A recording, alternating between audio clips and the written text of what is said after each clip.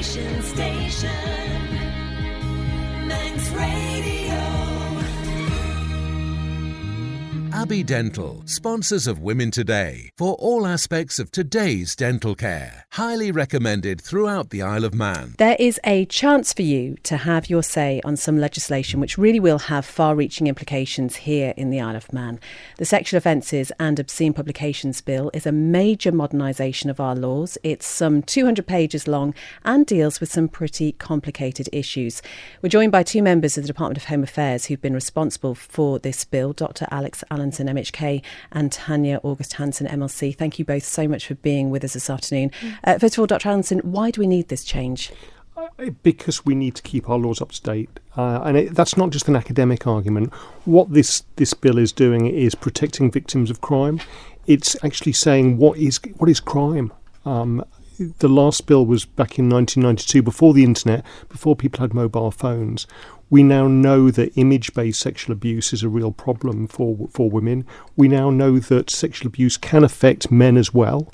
And we need to respond to that by having laws in place to actually bring the perpetrators of crime to justice, but also to protect victims and give victims that voice that they need.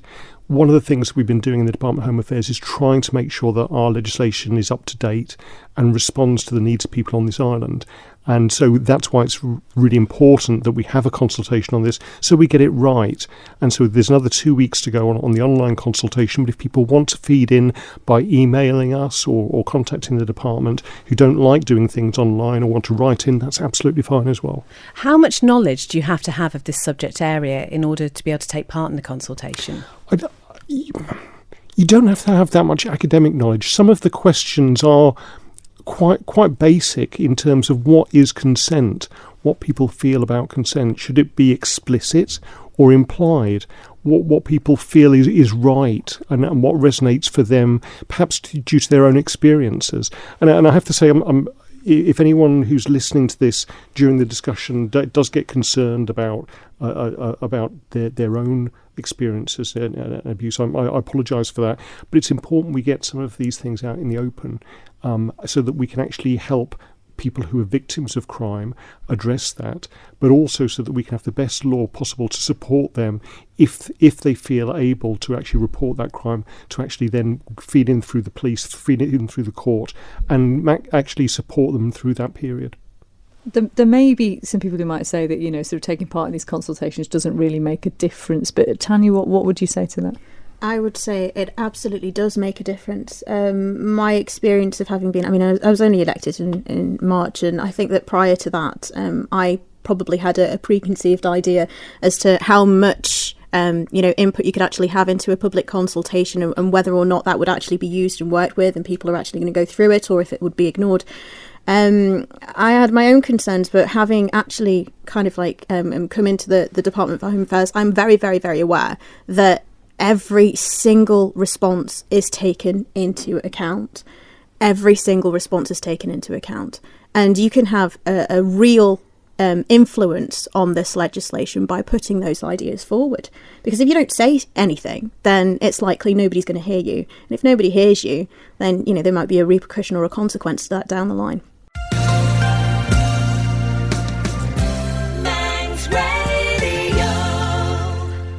This weekend sees the grand opening of the Manx Whale and Dolphin Watch Visitor Centre in Peel. The charity's education and outreach officer, Jen Adams, is with us. And Jen, this centre has been a long time in the planning, hasn't it? It has. It's actually something that I've personally been wanting to do for about 5 years because I just want somewhere where people can come and it'll be a main hub to find out all about our local species of whale, dolphin and porpoise.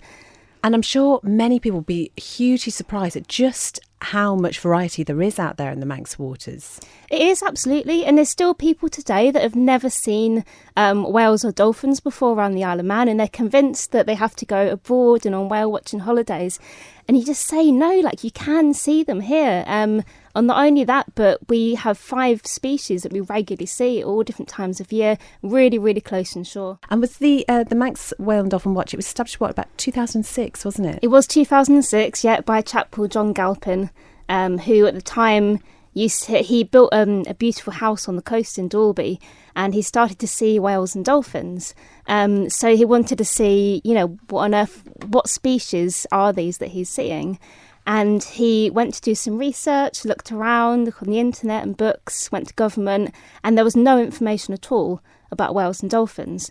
And that was because nobody had ever studied them here before.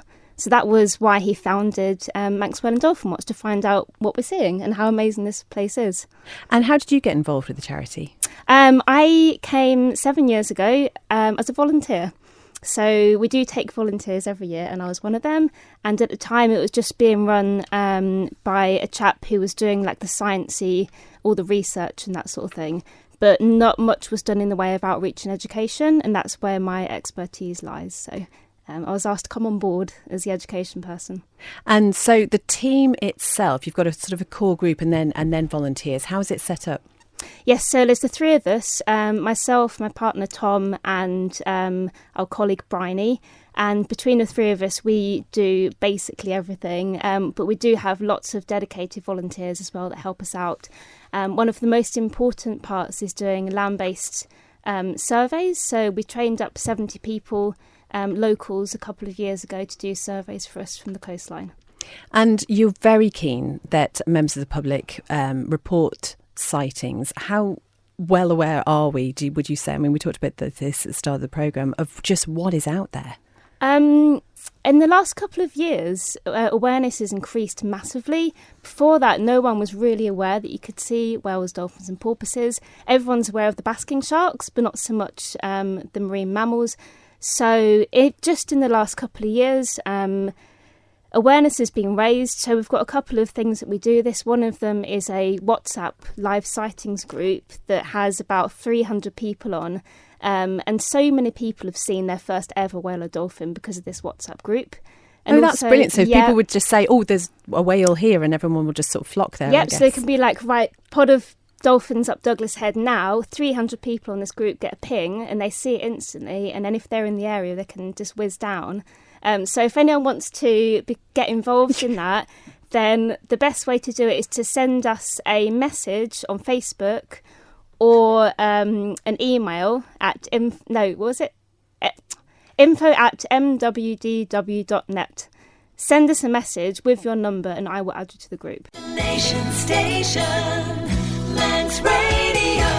Now, one of the island's largest and most recognisable companies is celebrating 50 years in business this year. And there is every chance you would have seen one or more of the little green SCS vans on your way to work today, which is unsurprising. There are 110 employees working around the island for the well-known contractor. Did you know, though, that Stewart Clague Services actually started as a one-man plumbing business, and that one man is Stewart Clague, MBE himself, who is here in the studio with wife Barbara. Lovely that you could both be here this afternoon. Thank you so much. Thank you very much. Now, as we said, 2019, 50th year, and Stewart, for this golden anniversary, you really have decided to do something a little bit different, haven't you? We have indeed. We thought 50 years, we'll try and raise, excuse my voice, 50k for charity. So me and Barbara and I and the team, we've got together and we've gone to different charities who we want to be involved with, and we've made a list out of what's available and who we're going to sponsor this year and raise money and how we're going to do it. And there's some lovely things on this list here, I have to say. The very first one, in fact, just grabbed my attention. Hospice Wild at Heart Wallaby pairings at Ballinet Park. I think that deserves some explanation, Stewart. Well, they're not live wallabies, but they're fiberglass wallabies. I think there's about 28 of them there. And they're going to be sponsored by different successful companies on the Isle of Man who are going to have them painted to look nice, and they're going to be spread out all over the island, and I think the public are going to be asked to go and look for them and find out where they are and what they are, and then the successful companies will actually pay a good amount of money to help with it, and then towards the end of the year they're all coming back to our place, and there'll be about 20 28 wallabies in the field in front and everything that goes with it.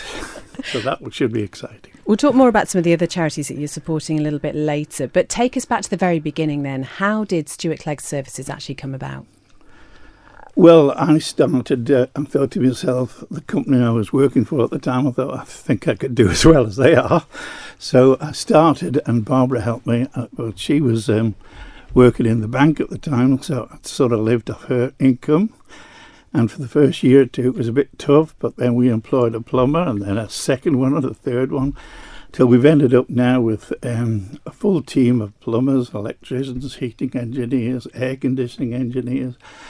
You name it, we've got every trade, so that if you were a bank or a big company, you want some work doing, you've just got to ring one number and we can do the whole lot, including any building work.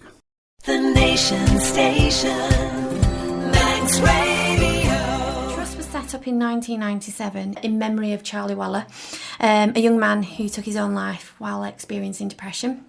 So shortly after his death, the family set up the trust in order to educate young people on the importance of staying mentally healthy and how they can do it, but also where they can go to get that help if they require as well. So as well as working with schools, we work with colleges, universities, GP, line managers across a massive range of settings, and that's constantly being expanded to provide lots of different resources and leaflets and webinars and lots of different ways of how we can get that information out there so people can upskill around resilience and wellbeing. And how did you come to be here at St Ninian's? The school previously had a session with one of my colleagues for staff training, so we were invited back to do something directly with the young people today as part of a day with other agencies coming in, giving out different messages around different topics that they felt that they needed more information on. And which particular age group is this targeted at then? So today I'm particularly working with year 12s, okay, but I think the school is also doing something with year 13s on a different agenda with different topics that they feel that meets their needs. What sort of issues do you find typically that people of this age group are concerned about? I think from a parent's perspective, social media tends to be one of the big things, but the interesting thing is if you speak to the young people, social media is not at the top of their list, okay? There tends to be a lot of more underlying factors, but, you know, every area has different spikes in their needs. So where I'm from, even though I'm from the northwest of England, which Isle of Man is underneath, where I'm from near Manchester, you know, we have different needs to what the Isle of Man has. So I'm in more of an urban built-up area, so our needs tend to be more around deprivation, things like that, whereas come to the Isle of Man, it might be a little bit more around isolation, you know, transport, being able to be linked, access to services, you know, whereas where I'm from, it's a little bit more on my doorstep. But so it's different barriers to overcome, and that's the complexities that we have, not just in the northwest of England, but across the country. And that's why we do different training to tailor different people's needs to be able to try and link into that and to try and get them to be able to overcome those barriers to increase well-being and resilience, really, individually, but within our communities as well, because that's one of the things that tends to be sort of been lost over the years as well. So yeah, it's not just main key factors that people think of, like social media or mental health services, the lack of being able to access. There's a lot more things that before we can get to, you know, those stages. There's a lot more contributing factors, should we say.